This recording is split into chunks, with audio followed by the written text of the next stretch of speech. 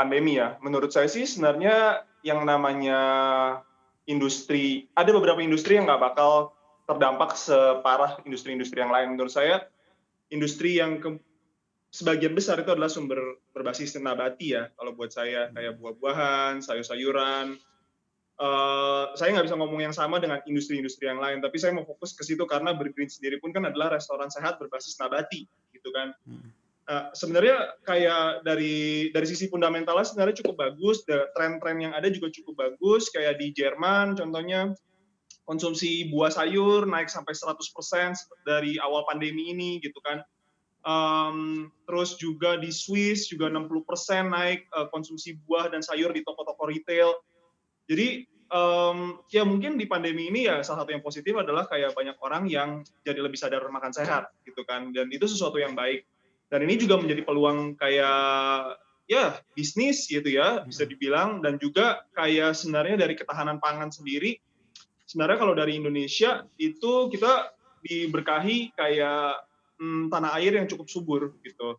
Ya cuman kita harus kayak mungkin kayak di resource tanahnya dan lain-lain itu dibuat lebih intensif, terus juga cara penanaman lebih intensif dan lain-lain itu menjadi kayak mungkin sesuatu daya ya edges lah gitu, supaya kita bisa lebih bisa memaksimalkan gitu potensi-potensi industri di buah dan sayur gitu.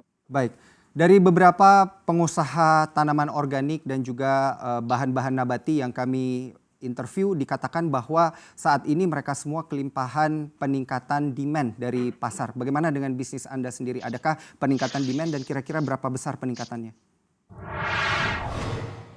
Sebenarnya kalau misalnya dibilang peningkatan demand, kita nggak bisa ngelihat 100% ya, karena maksudnya ekonominya juga kan kita dibilang ada penurunan, iya juga gitu. Kita nggak bilang kita juga jadi pandemic proof juga gitu.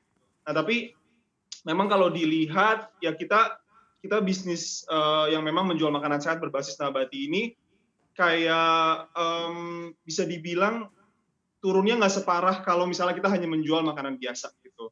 Ya mungkin kita bisa ngambil perbandingannya di situ, dan menurutku sendiri kita turun gitu, tapi mungkin hanya 20-40%, dan di awal-awal pandemi memang lebih parah dari itu. Tapi sekarang kurang lebih menormalisasi kurang lebih di 40% dari normal lah gitu. Baik, adakah tantangan yang spesifik ini untuk mengakomodasi kondisi pandemi yang sedang terjadi saat ini? Mengakomodasi seperti apa contohnya? Agar bisnis tetap berjalan dan juga kemudian bisa mendapatkan peningkatan tentunya.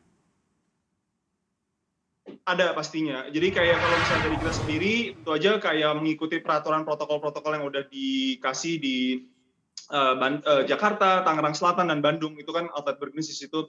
Ya PSBB itu benar-benar kita lakukan gitu. Jadi kita membuat SOP baru yang contactless dine-in gitu. Jadi saat orang masuk ke dalam dine-in itu mereka tidak menyentuh apapun kecuali garpu dan sendok mereka contohnya. Terus kemudian kita juga mengoptimisasi gitu layanan pesan antar melalui ya layanan seperti GrabFood, GoFood gitu. Dan ya orang tetap harus makan gitu sebetulnya kan. Gitu. Jadi kayak ada perubahan spending behavior aja gitu, dan gimana cara mereka mengkonsumsi makanannya. Jadi itu sih kita harus beradaptasi di situ gitu.